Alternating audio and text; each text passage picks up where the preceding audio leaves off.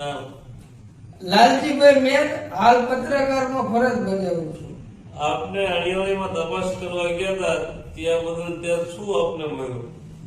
આજે હું અણિયાળી કસ્બતી ગામમાં મધ્યાહન ભોજનમાં મારે વારંવાર રજૂઆત આવતી હતી ગામના લોકોની કે મધ્યાહન ભોજનમાં ખૂબ જ ભ્રષ્ટાચાર થાય છે, મેન્યુ પ્રમાણે જમવાનું નથી બનતું. તો તેના માટે થઈને મેં આજે 1 વાગ્યે મધ્યાહન ભોજનમાં વિઝિટ કરેલી.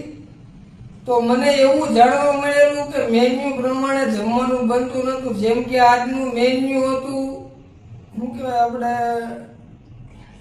દાળ ઢોકળી અને લીલું શાક હતું આજ મેન્યુમાં. પણ એવું કઈ આપણને મેન્યુમાં દાળ ઢોકળી હતી પણ એની ક્વોલિટી નથી. એમાં લીલું શાક પણ આપણને જોવા મળ્યું નહીં.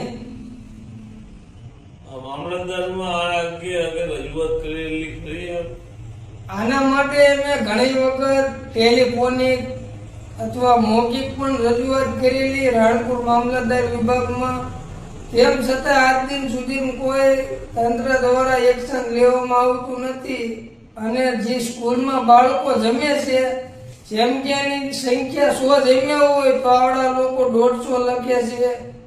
અને પ્લસ બીજી વાત એ કે સ્કૂલના બાળકો હાથે જમવાનું પીરસે છે, પછી તે લોકો તે બધું કચરા વાળે છે, એ બધું એ કરે છે. પણ આના જે અધિકારીઓ છે એ કોઈ આની ઉપર કોઈ કાર્યવાહી કરતું નથી.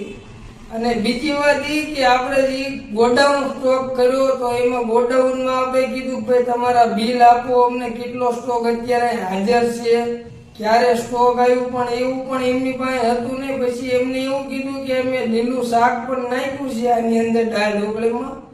તો આપણે એનું પણ કીધું કે ભાઈ તમે જે શાક નાખ્યું એનું માનો કે આપણે દૂધી હોય તો દૂધીની ઉપરની સાલ ઉતારી હોય એ તો અમને બતાવો. તો એ પણ એમને બતાવ્યું નતું. જેથી મેં રાણપુર તાલુકામાં જે મામલતદારમાં ફરજ બજાવે છે મધ્યાહન ભોજનના જે તાલુકા અધિકારી છે તેમને ફોન કરીને બોલાયા. તેમને પણ બધી રિયાલિટી ચેક કરી પણ એવું કઈ એમને પણ જે ક્વોલિટી વાપરવાની આવી ક્વોલિટી વાપરવામાં આવતી નથી.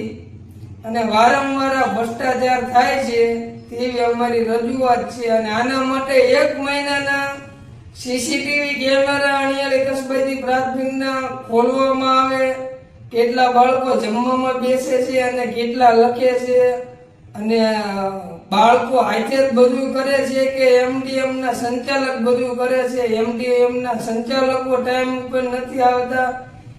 ટૂંકમાં રામ રાજી અને પડ્યા સૂકી એ રીતના મારા ગામની અત્યારે હાલત.